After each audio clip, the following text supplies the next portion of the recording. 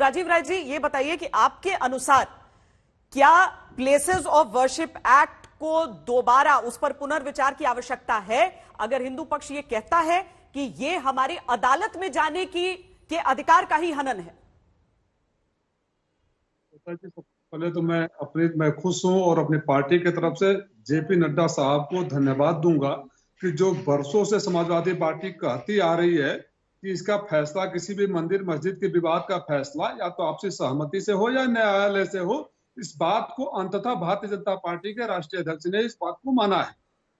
मैं इससे पहले वकील साहब को भी सुन रहा था और विद्वान प्रवक्ता आदरणीय सुधांशु त्रिवेदी जी को भी सुन रहा था। वकील साहब बोल रहे थे अगर ये हो जाता, कोर्ट अगर ऐसे कर देती, कोर्ट सरकार ट्रिब्यूनल बना लेती, कोर्ट लैंड एक्वायर कर लेती, कानून का संशोधन कर देती तो ये हो जाता।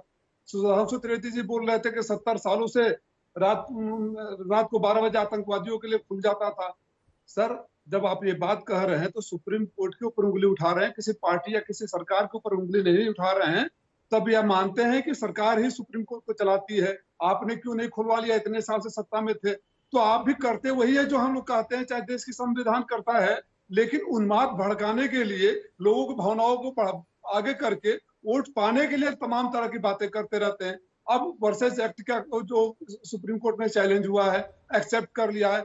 हम सबको क्या जल्दीबाजी है कि मैं आप सुधांशु जी या चैनल पर बैठकर उसका फैसला कर ले। जो फिर दोहरा रहा हूं कि शुरू से हमारा यही मान्यता है, जिस विवाद का सहमति से हल ना हो उसको न्यायालय पर छोड़ देना चाहिए। न्यायालय में है, न्यायालय जो भी फैसला देगा। और देश में ये चर्चा थोड़ी कर रहे हैं राजीव जी कि मंदिर है कि मस्जिद है कि शिवलिंग है या फव्वारा, ये हम नहीं चर्चा कर रहे हैं। मैंने तो आपसे सिर्फ इतना पूछा कि क्या प्लेसेस ऑफ वर्शिप एक्ट पर पुनर्विचार की आवश्यकता है?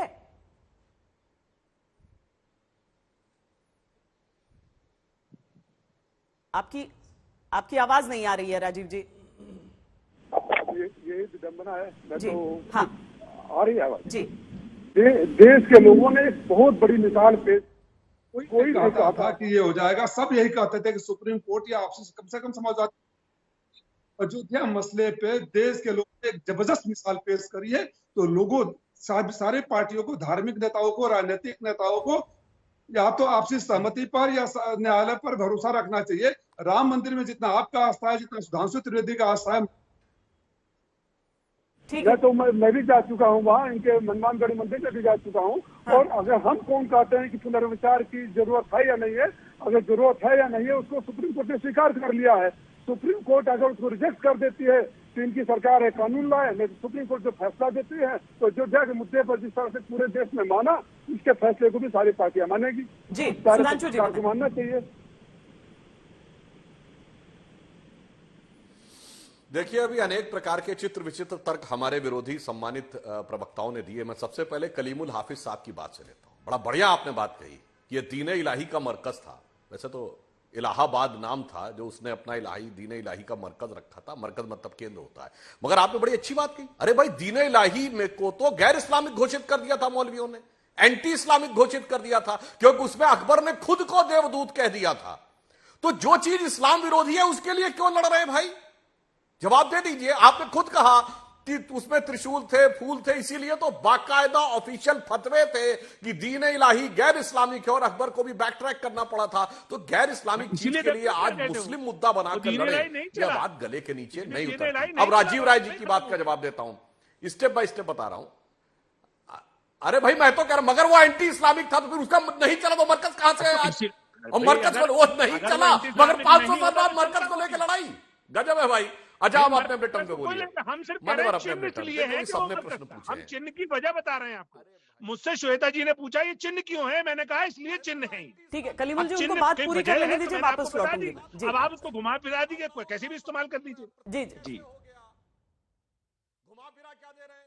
जब वो एंटी इस्लामिक था, बाकायदा ऑफिशियल रिकॉर्ड अवेलेबल है, तब उसके बाद कैसे इस्लाम का प्रतिनिधि हो गया वो? खैर, अब आते हैं राजीव राय जी। एंटी इस्लामिक था, मैं चिन्ह होने की वजह बता रहा हूं। कलीमुल जी, आपको याद जी, आप एक बार बात रख लें, उसके बाद मैं वापस आपके पास आऊंगी। जी, सुधांशु जी बात कह ली, अपने टर्न पे बोलिए।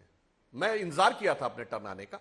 अब राजीव राय जी, बहुत अच्छा। राजीव राय जी, आप भूल गए, आपके नेता ने तो ऑफिशियली बोला था बाबरी मस्जिद दोबारा तामील करवाएंगे। ये कोर्ट के निर्णय का सम्मान था।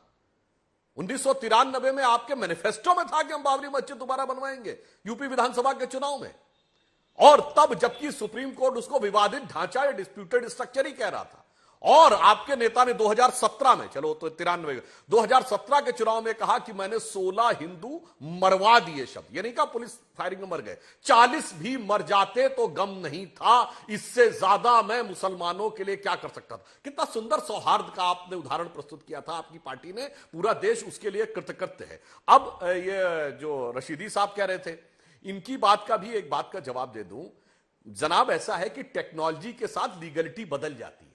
जैसे ये 1991 का एक्ट है ना, भारत में पहला आईवीएफ बेबी 1994 में बना। अगर 1991 में मुकदमा होता कि कोई औरत किसी ऐसे पुरुष के बच्चे की मां बन गई जिसको उसने जिंदगी में देखा नहीं था, मुकदमा झटके में खारिज हो जाता। मगर आज तो टेक्नोलॉजी कुछ और कहती है।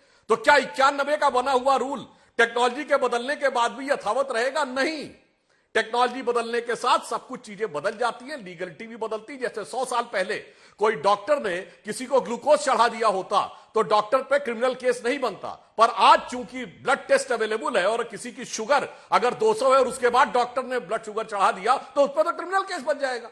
इसलिए जनाब टेक्नोलॉजी बदली है, दुनिया बदली है, उसके हिसाब से विचार बदलिए और दिल बदल लीजिए तो आपकी दुनिया बदल जाएगी। और दिल नहीं बदलेंगे तो दुनिया में जो तस्वीर बदल रही है वो आपकी तकदीर खुद ब खुद बदल देगी।